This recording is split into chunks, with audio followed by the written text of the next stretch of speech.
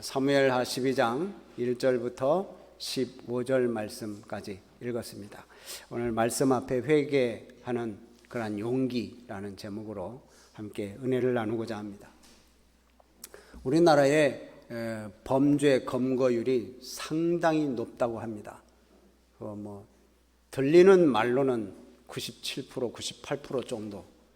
그만큼 아마 확률로서는 그렇게 되지는 않겠지만 그만큼 거의 완벽하게 죄를 범하면 다 검거할 수 있다 하는 겁니다.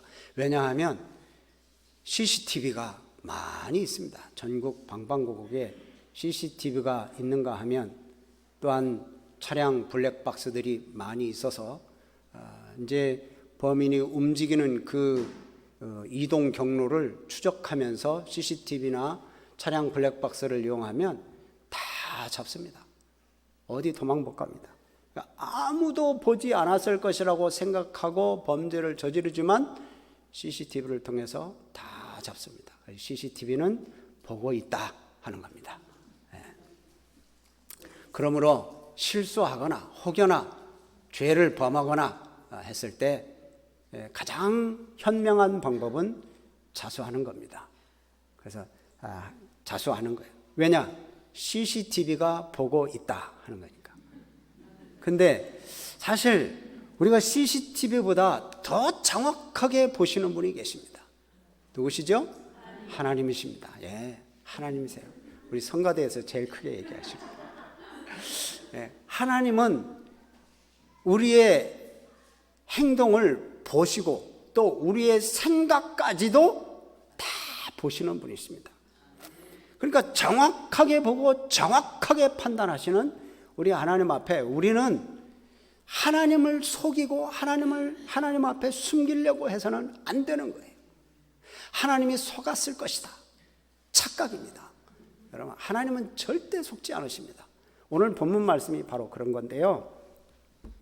오늘 12장을 읽었는데 11장 말씀 보면 다윗이 그 우리아의 아내 밧세바를 범하고 그 간음죄를 덮으려고 그 남편 우리아 장군을 전쟁터에 내보내서 죽게 만듭니다.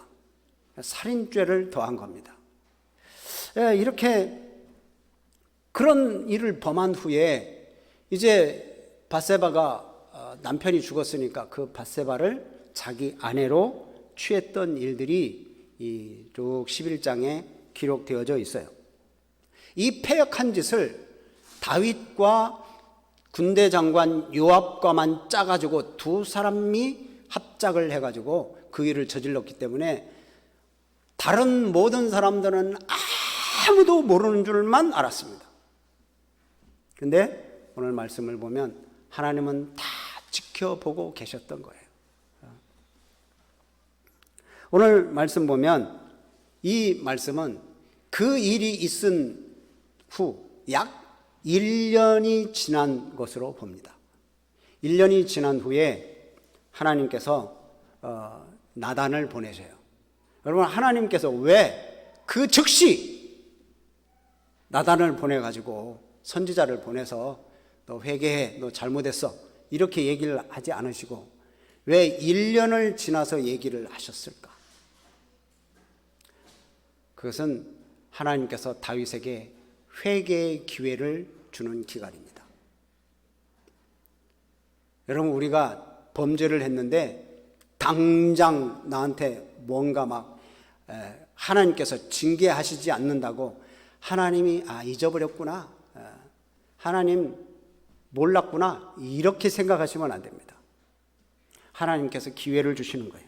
회개할 시간을 주셨음에도 불구하고 다윗은 회개하지 않았어요. 그래서 이제 하나님께서 이 다윗에게 하나님의 공의와 심판을 선포하기 위해서 나단 선지자를 다윗에게 보냅니다. 그래서 나단이 이 비유를 들어서 다윗에게 메시지를 전합니다. 그 메시지 이야기는 이제 부자 한 사람과 가난한 사람 한 사람의 이야기입니다. 나단이 단도직입적으로 그냥 당신 왜 그런 간음죄와 살인죄를 저질렀습니까? 회개하세요. 이렇게 하지 않고 이 비유를 들어서 넌지시 얘기를 해요. 왜냐? 다윗 스스로 깨닫도록 하는 거예요. 좀 말씀을 듣고 깨닫도록. 그래서 이제 이야기를 합니다. 부자가 있다. 그 부자는 양도 많고 소도 많고, 근데 가난한 사람도 있는데 그 사람은 양 한 마리 있어요. 그 가난한 사람은 양 한 마리를 키우는데 자기 가족처럼 키워. 그래가지고 자기 딸처럼 여길 정도로 그렇게 키웠는데, 어느 날 부자인 사람에게 손님이 찾아왔어요. 손님이 찾아왔는데 이제 부자면 자기에게 소도 있고 양도 있으니까 자기가 가지고 있는 그 짐승 중에 한 마리 잡아가지고 대접을 하면 얼마나 푸짐하게 대접하겠어요. 그런데 그것이 아까워서 가난한 사람 그 양 한 마리 있는 거, 그걸 빼앗았다라고 되어 있습니다. 여기 빼앗아가지고 4절 끝부분에 그렇죠. 가난한 사람의 양 새끼를 어떻게 하다가 빼앗아다가 강제로 빼앗은 거예요. 산 것도 아니에요. 그냥 빼앗았어. 빼앗아가지고 그걸로 손님을 잘 접대했다는 얘기가 있습니다. 이런 얘기를 이제 다윗에게 한 거예요. 다윗이 이 이야기를 딱 들었을 때, 만약에 그 이야기가 자기 얘기인 줄 알았다면 어떻게 하겠어요? 회개해야죠. 가만히 무슨 혹시 선지자가 나를 알고 지금 찾아왔나? 내 죄를 알고 찾아왔나? 어떡하지? 그러면서 이제 곰곰이 생각도 하고 두려워하기도 하고 막 그랬을 거 아니에요. 근데 자기한테 얘기하는 줄을 몰라. 자기한테 얘기하는 줄을 모르고 다윗은 버럭 화를 냅니다. 아니, 세상에 그런 사람이 어디 있느냐? 그러면서 그 사람은, 그건 하나님 앞에 내가 맹세하는데 그 사람은 마땅히 죽을 자다. 그리고 그 사람은 4배를 배상해야 된다. 막 그러면서 이제 완전히 자기가 이제 왕으로서 막 이 판단을 내리고 이제 재판을 다 한 거예요. 마땅히 죽을 자라고 선언해요. 그 사람이 자기 일도 모르고 막 그냥 막 화를 내고, 어떻게 세상에 그런 사람이 다 있냐. 자기 거 이렇게 풍성한데 말이야. 왜 남의 걸 뺏어가지고 손님을 대접해? 그건 4배를 배상해야 돼. 이 4배 배상하라는 말은요, 출애굽기 22장 1절에 나오는 말씀이에요. 양을 남의 거 훔치면 4배를 배상하라는 거예요. 여러분, 이거 제가 신대원, 총신대 신대원 들어갈 때 신대원 입시 문제였습니다. 왜냐하면 제가 이거 헷갈려가지고 잊어버리지도 않아. 이게 몇 명인가? 1번 2명, 2번 3명, 3번 4명, 4번 5명인데, 이게 몇 명이었지? 몇 명이었지? 몇 배였지? 몇 배. 2번은 2배, 1번은 2배, 2번은 3배, 이렇게 이제 돼 있는데, 이거 몇 배였는지 모르겠어요. 한 마리를 하면 몇 마리로 갚아야 되느냐. 이 신대원 문제였거든요. 제가 이걸 잊어버리지 않는 게 정말 그때 고민해가지고 그런 거예요. 그 답은 맞긴 맞았어요, 그때. 4배예요, 4배. 4배. 4배를 배상해야 돼. 그걸 다윗이 알고 있어요. 너무도 잘 알아. 하나님의 말씀을 딱 벌써 뭐 고민도 안 했어요. 다윗은 보니까 4배를 갚아야 된다. 하나님께서 그렇게 말씀하셨거든요. 고민도 안 하고 그런 경우가 어디 있어? 4배를 갚아라. 여러분, 말씀 잘 아는 이 다윗이 그렇게 말씀을 잘 알면서도 자기가 그 짓을 했거든요. 참, 이게 문제가 상당히 크죠? 말씀은 잘 알고 있는데 이렇게 일을 저지르는 거예요. 자기가 이 부자보다도 더 악랄한 죄를 범했음에도 불구하고 자기인 줄을 몰라.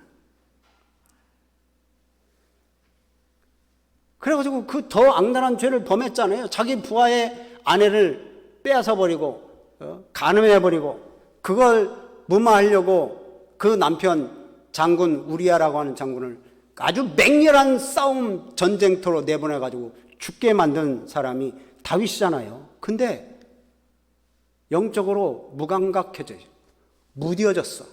1년이 지나면서 이게 죄인지 죄가 아닌지도 몰라.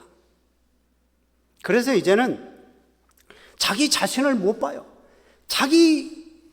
당신이 이런 사람이에요 라고 이렇게 넌지시 비유를 일러주는데도 불구하고 자기 말인 줄로 몰라요. 여러분, 우리 금요 기도회 때 이 말씀을 좀 나눴었잖아요. 이 이야기가 다윗 이야기인지 우리 모두 다 알고 다 알아. 모든 사람들이 다 아는데 누구만 몰라요? 다윗만 몰라요. 자기 이야기인 줄. 여러분, 영적으로 묻어지면 그런 것 같아요. 다른 사람들이 다 아는데 나만 모르는 거예요. 깨닫지 못해요. 내가 교만하다는 거 다른 사람이 다 아는데 나만 몰라. 내가 자존심만 내세우고 고집불통이라는 거 다른 사람들이 다 아는데 나만 몰라. 내가 원망 불평하고 남들 험담하는 거 다른 사람이 다 아는데 나는 아닌 줄 알아. 내가 예배 시간에 늘 엉뚱한 생각하고 졸고 앉아있고 그래서 예배 제대로 드렸는지도 모르는 그런 거 다른 사람이 다 아는데 나만 모른다. 이게 참 큰일입니다. 이거 영적인 병이에요, 병. 예배 시간마다 엉뚱한 생각하든지 예배 시간마다 조는 거요. 어쩌다 한번 졸면 몰라도 계속 이런 거 영적인 병입니다. 그건 나만 모르는 거예요. 이게 뭐야?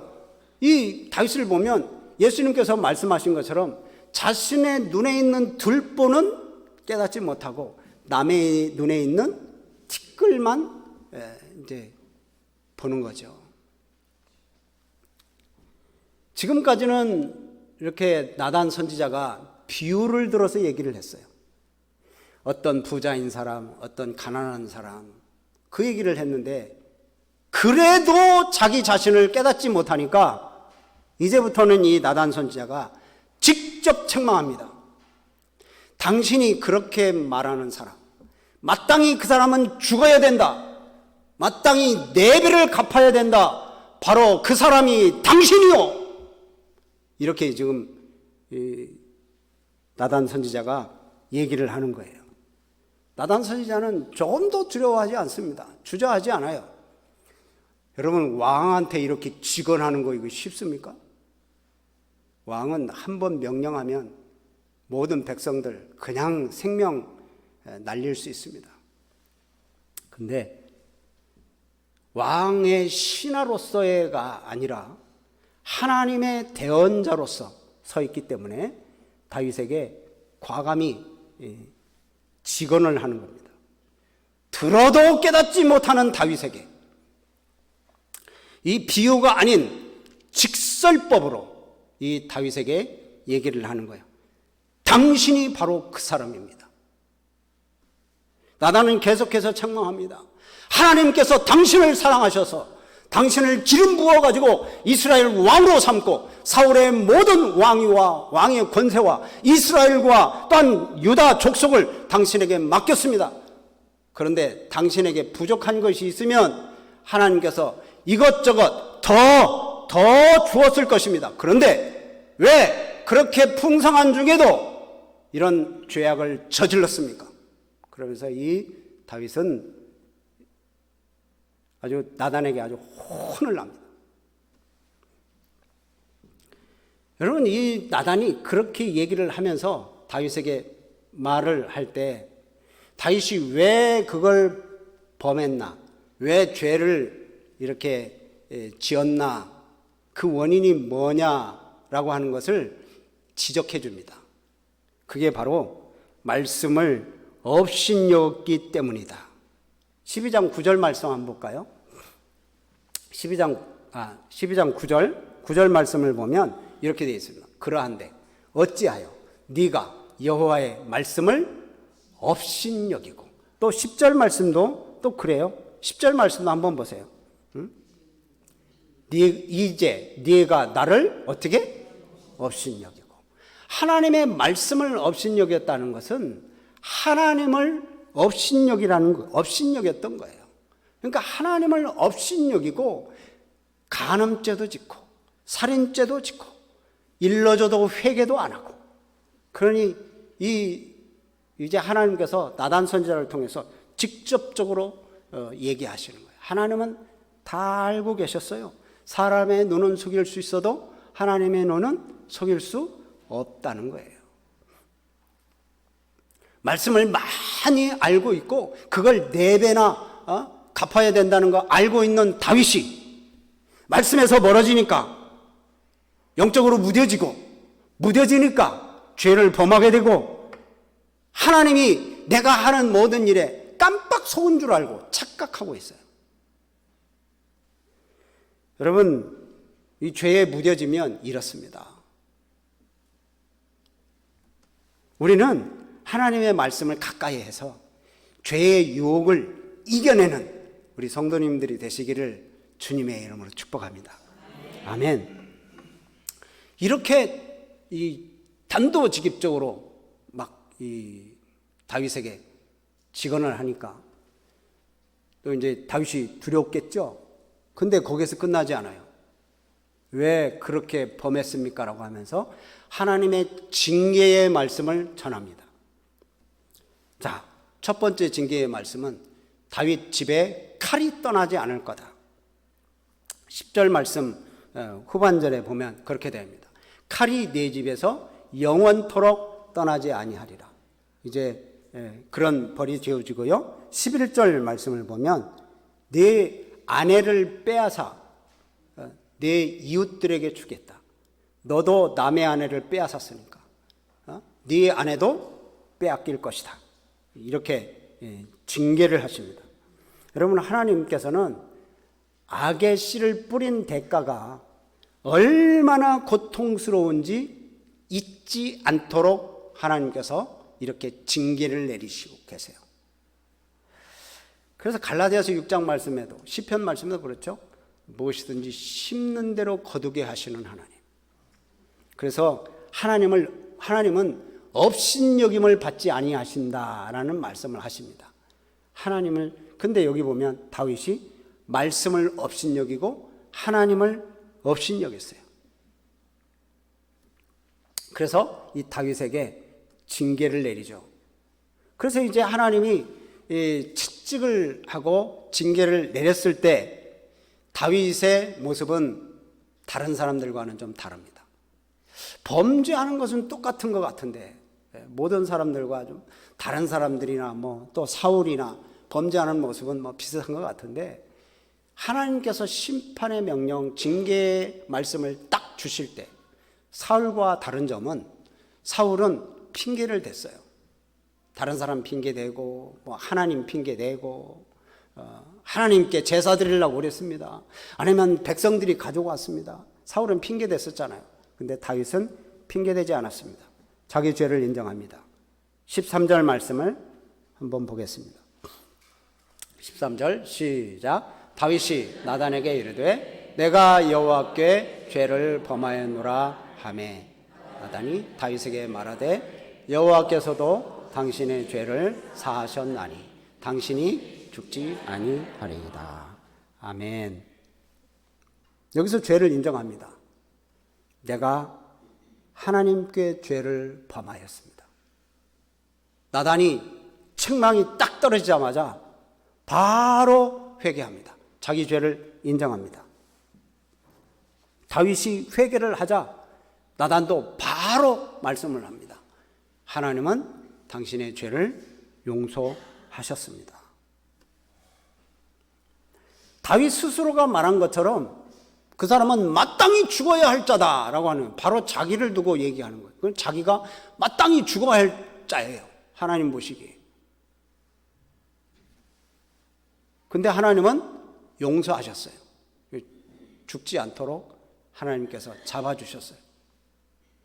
여러분, 다윗의 죄가 누구보다 사울의 죄보다 가볍고 다른 사람 죄보다 가벼워서가 아닙니다. 다윗이 죄를 인정한 거예요. 그리고 회개한 거예요. 그렇기 때문에 하나님께서는 형벌을 면제해 주셨어요. 우리가 하나님 앞에 죄를 회개할 때, 그 때가 나는 너무 늦었어, 나는 이미 틀렸어, 늦은 때가 없어요. 하나님은 회개하는 자에게 바로바로 용서를 하십니다. 물론 죄값은 치르게 하십니다. 보면 우리가 지금부터 성경 구절 3개를 같이 읽을 텐데요. 한번 보시죠. 요한 1서 말씀과 이사야 말씀과 또한 시편 말씀 읽을 텐데 같이 한번 보시고 같이 읽어봅니다. 시작. 만일 우리가 우리 죄를 자백하면 그는 미쁘시고 의로우사 우리의 죄를 사하시며 우리를 모든 불의에서 깨끗하게 하실 것이요. 이사야 55장 7절 시작. 악인은 그 길을 불의한 자는 그의 생각을 버리고 여호와께로 돌아오라. 그리하면 그가 긍휼히 여기시리라. 우리의 하나님께로 돌아오라. 그가 너그럽게 용서하시리라. 시편 32편 1절 시작. 허물의 사함을 받고 자신의 죄가 가려진 자는 복이 있도다. 예. 죄가 가려진 자가 복이 있다. 이 세상에서 부귀영화 권력을 누리며 사는 사람보다 자기 죄가 가려진 자가 복이 있다. 그래서 다 돌아와라. 돈 없는 자도 와라. 값없이 와서 포도주와 젖을 사라. 우리 하나님께서는 우리들을 다 부르십니다. 와라, 돌아와라. 내가 너희들을 용서하고 긍휼히 여기고 너그럽게 너희들을 대할 테니까 걱정하지 말고 와라. 그런데 우리는 오해를 하고 있어요. 내 죄가 너무 크고 너무 더러워서 하나님은 절대 용서하지 않을 거다라고 이렇게 생각하는 것은 오해입니다. 착각입니다. 여러분, 살인하고 간음한 이 다윗도 하나님은 용서해 주셨어요. 또한 우리가 오해하는 것은 징계를 형벌로 생각하는 겁니다. 죄값을 치르는 것으로 이렇게 그래서 형벌로 생각하는 게 아니라 이건 징계예요. 징계. 이건 무슨 뜻이에요? 대가를 치르게 하는 것보다도 그 죄에서 더 이상 그 죄에 머물러 있지 않고 죄에 빠져나와서 거룩함으로 나아가도록 하나님께서 인도하시는 사랑이에요. 여러분, 그 죄악 가운데 그냥 빠져가 가만히 놔두면 이건 다윗 완전히 악한 길로 그냥 죄에 무뎌져 가지고 그렇게 살아갈 뻔한 거예요. 그래서 하나님께서 나단 선지자를 통해서 이렇게 죄악을 들춰내시고 회개하도록 하시는 거예요. 우리들에게도 역시 마찬가지입니다. 말씀을 듣고 내가 죄악된 사람임을 깨닫게 된다면 그리고 하나님 앞에 회개해야 돼요. 그리고 그 죄에 대한 그러한 징계를 하나님께서 내리실 때 내가 이 죄값이구나 라고 생각하지 마시고 그걸 하나님께서 나를 사랑하셔서 그 죄에서 나를 빼내시려고 다시는 그 죄악 가운데 들어가지 않도록, 그래서 영원히 잊지 않도록 그렇게 나를 이렇게 힘들게 하시는구나. 그렇게 하나님의 은혜로, 주님의 사랑으로 여러분 생각하셔야 됩니다. 하나님은 우리를 죄 때문에 절대 버리지 않으십니다. 여러분, 하나님이 만약에 우리를 죄를 졌다고 버리시려 할 것 같았더라면 뭐하러 하나님께서 우리에게 예수님을 보내주십니까? 예수님이 우리를 위해서 십자가에 돌아가실 이유가 뭐예요?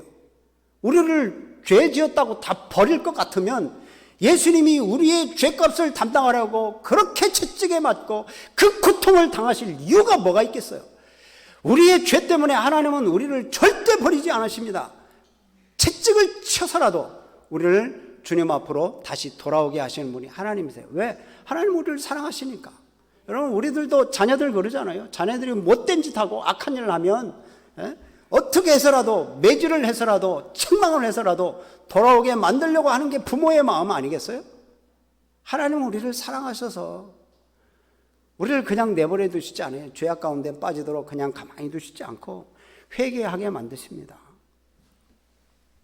그리고 우리가 회개할 때 예수 그리스도의 그 십자가의 은혜로 우리를 모든 죄 문제를 다 덮어주셔요. 여러분, 구약은 선지자를 통해서 이렇게 죄를 지적하십니다. 근데 요즘은 무엇으로 우리의 죄악을 깨닫게 하십니까? 말씀으로 깨닫게 하십니다.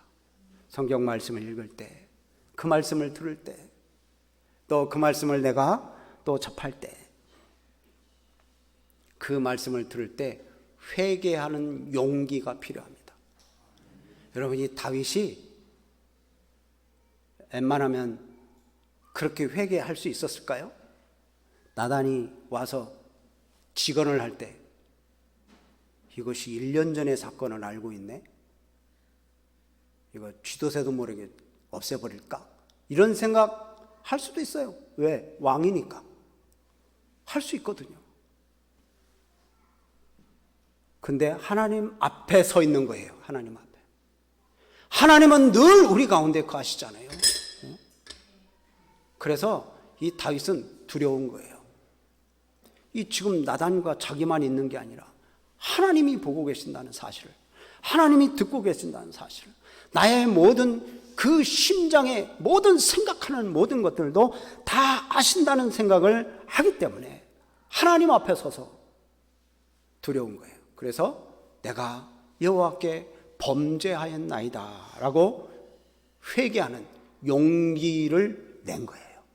여러분, 우리들도 역시 마찬가지입니다. 다윗이 그래가지고 이 회개하는 마음으로 정직한 영을 달라고, 내 마음을 새롭게 해달라고, 성령을 거두지 말아달라고, 하나님 아버지 나에게 구원의 기쁨을 다시 회복시켜 주시옵소서라고 하나님 앞에 기도하며 고백했던 게 시편 51편입니다. 그래서 하나님 앞에 철저하게 회개하죠. 그래서 오늘 우리가 예배 시작할 때 우리가 찬양을 했잖아요. 정결한 마음 주시옵소서. 오 주님, 정직한 영을 새롭게 하소서 라고 이렇게 고백을 해요. 여러분, 이 다윗과 같은 그러한 믿음으로 정직한 영을 새롭게 해달라고, 정한 마음을 창조하시고 내 안에 정직한 영을 새롭게 하옵소서 라고 이렇게 고백하는 우리 신앙의 용기들을 가지는 우리 성도님들이 되시기를 주님의 이름으로 축복합니다. 그러면 다윗보다도 더 놀라운 은혜를 우리에게 부어주실 줄로 믿습니다. 아멘.